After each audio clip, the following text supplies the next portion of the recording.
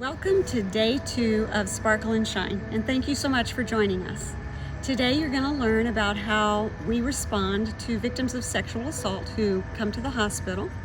You'll hear about our Rape Crisis Center that's on site. You'll learn a little something about adverse childhood experiences and why we now use trauma-informed care as we serve those in need. You'll also hear from our truck driving counselor as he goes out and chooses some donations to support a better way. We hope you enjoy. My name's Tracy Bemis Smiley. I'm the Sexual Assault Program Coordinator for Better Way Services. We have been providing services to sexual assault and rape victims since around the year 2006. In 2007, the Delaware County Prosecutor's Office developed the Sexual Assault Response Team, which is a multidisciplinary team of individuals and programs that work with victims of sexual assault. This team will include advocates from A Better Way, the prosecutor's office, the police department, Ball State University, as well as a multitude of other agencies in the legal system. Some of the services that the Rape Crisis Center offers is a walk-in facility where you can talk with an advocate or a counselor who's on staff at that time. We also respond to the hospital for any victims of sexual assault who are there to get medical procedures done with a sexual assault exam kit. And we talk to them about their rights. We're there to support them. We explain the process of the medical exam as well as the legal process should they decide to make a report to the police. We're also there if they have family or friends that are there to support them. We want to support those individuals as well, because having a close, loved family member or friend who goes through a sexual assault is very traumatic for everyone. So we're there to support each and every person that is there in the hospital. We also provide sexual assault support groups, and we have sexual assault counselors on staff as well. All of the services that we provide for our Rape Crisis Center are free of charge, and they are strictly confidential, so you do not need to worry about any information being disclosed to anyone outside of our facility.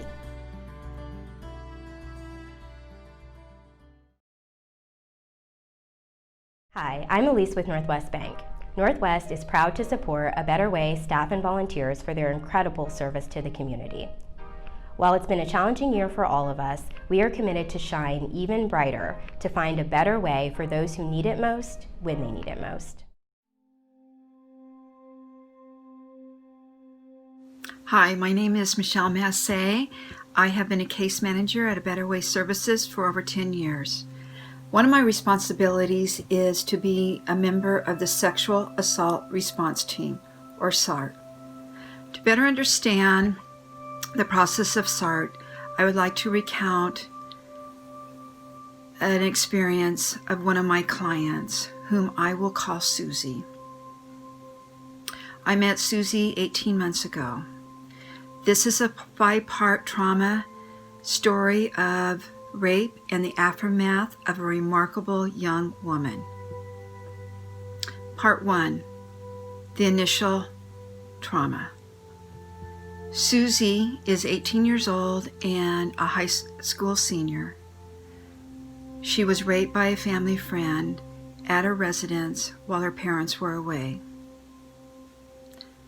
Part 2, the forensic exam, or rape kit. This is where I met Susie at the hospital, where she was about to undergo a 2+ hour forensic exam, and I was there to support her in any way possible, explaining our services that we have at A Better Way Services. Part 3, follow-up exam. Approximately a week later, Susie asked me to go to her family physician appointment, where she was still experiencing a lot of physical and emotional trauma. Part 4, the investigator. Approximately 2 weeks later, I went with Susie to meet with the investigator as he interviewed her about her trauma. When the process started, Susie was shaking so violently that she could only talk above a whisper as she had to try and recount what happened the night of the rape. Part 5, court date. Susie wanted to get a protective order against her rapist. Myself and our sexual assault counselor went to court to support Susie, knowing that she would be meeting her face-to-face her rapist. This was a very grueling process for Susie. She not only had to answer questions over and over and over again by the defense attorney, but also by the judge. Added to this trauma was knowing that her parents are listening for the first time every excruciating detail of this trauma that their daughter had to experience. The protective order was denied, which added to the trauma. The healing process. What I saw with Susie was a transformation. From the time that I met her in the ER of someone who was somewhat broken, scared, shaking, crying, to a young woman who took the stand, was determined, was brave, was resolute in telling her truth for the very first time. I am happy to report that Susie is enrolling in college. She has a new boyfriend and she has a new dog. This trauma did not define who Susie is. Susie has made the determination of who and what she wants to be. This is why I work at A Better Way Services. To be able to go on this journey with Susie and all the other Susies that I advocate for is truly a privilege.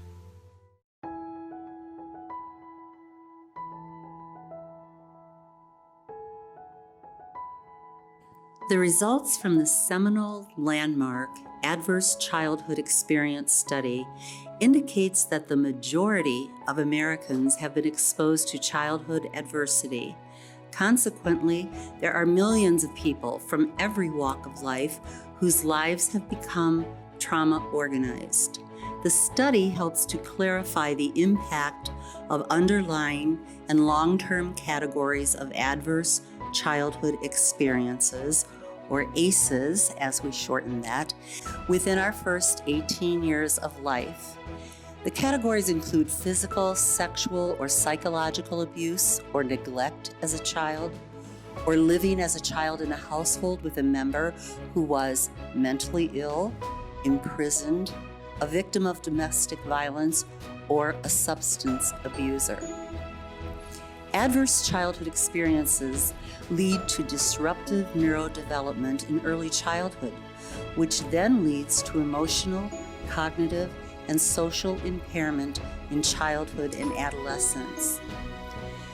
Adults who are traumatized have been exposed to an acute experience of impaired self-efficacy and helplessness. They are unable to prevent or terminate the traumatic experience. They had no control over what was happening to them. They were helpless.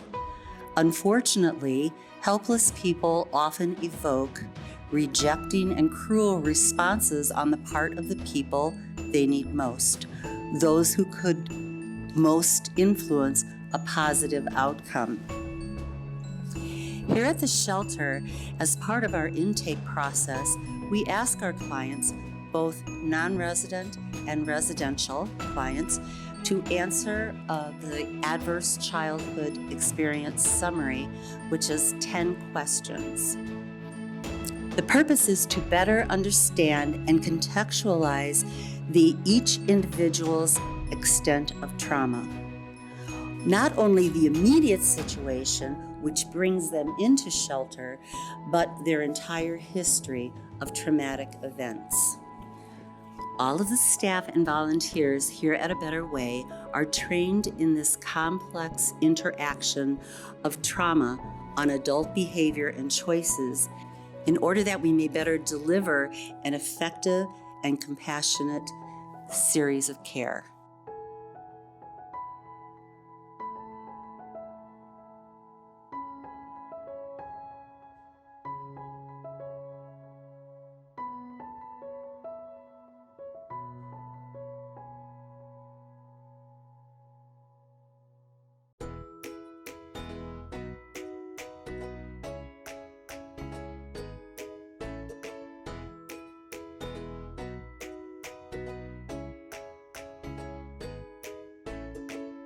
What do you do when you feel sad to make yourself feel better?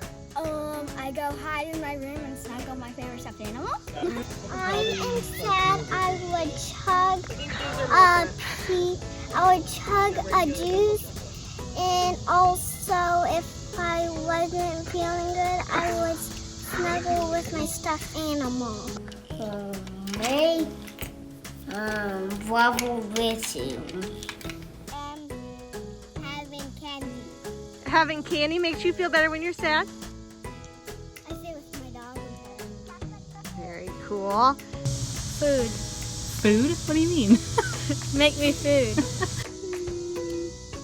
we probably tell jokes and be nice to me. Playing with my siblings. Mom makes you happy. What does mommy do to make you happy when you're sad? Cuddle.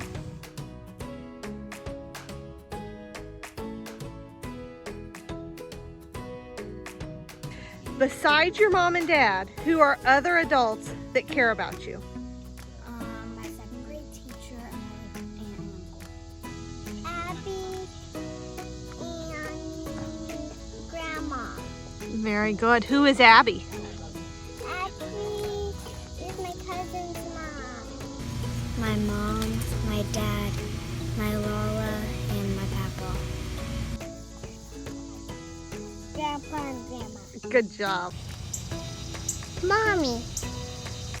Mommy, Daddy, Nana, and my aunts. My grandma and grandpa. I have my sister.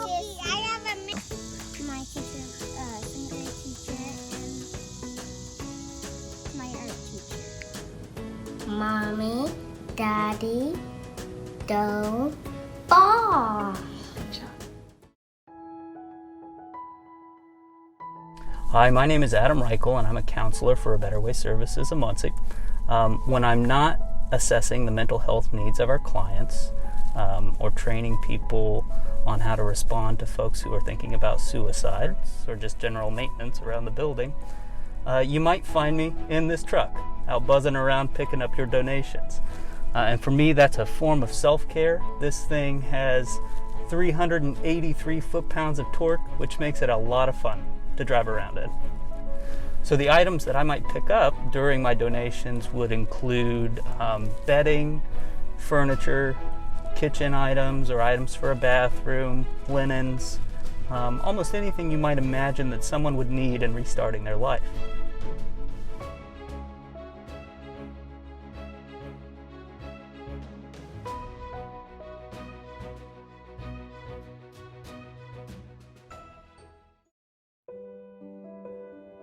Hello, I'm Jeffrey Scott, Chancellor of the Ivy Tech Muncie Henry County campus. Ivy Tech supports A Better Way because we know that the services they offer are saving and changing lives. The help and guidance they provide is so valued. Please join Ivy Tech in supporting this event. Thank you.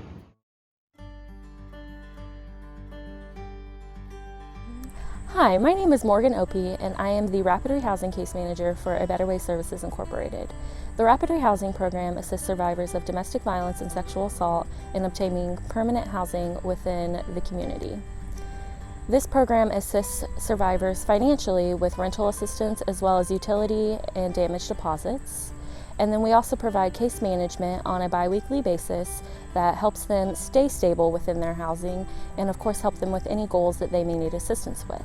As clients enter shelter, I meet with them to complete an assessment called a VI SPDAT, and this helps pinpoint different vulnerabilities that clients may have encountered in their lifetimes, and this helps us determine what type of assistance that they may need for housing. Once this assessment is completed, I score it and then I send it to Bridges Community Services, and they place it on the priority list. And we draw from this priority list so that way we can get clients that we feel would be a good fit for the program. Overall, I believe that the Rapid Rehousing program is very crucial for A Better Way as well as the community, because it allows clients to become self-sufficient and successful, and overall that is the goal that we strive to meet here at A Better Way. One success in this program has been a client who has overcame her struggles with addiction, housing and employment instability, and has been able to regain custody of her daughter. She reports that she has felt more supported and empowered than she ever has in her life, and she thanks A Better Way for helping her become the best person that she can be. Thank you so much for attending Day 2 of Sparkle and Shine. Just please remember, this is a fundraiser and we're asking for your support. You can do that very easily by clicking on the donate button on this page. We also hope you'll join us tomorrow. We'll be talking about suicide prevention, telecare, and our brand new chat services. We hope you'll join us.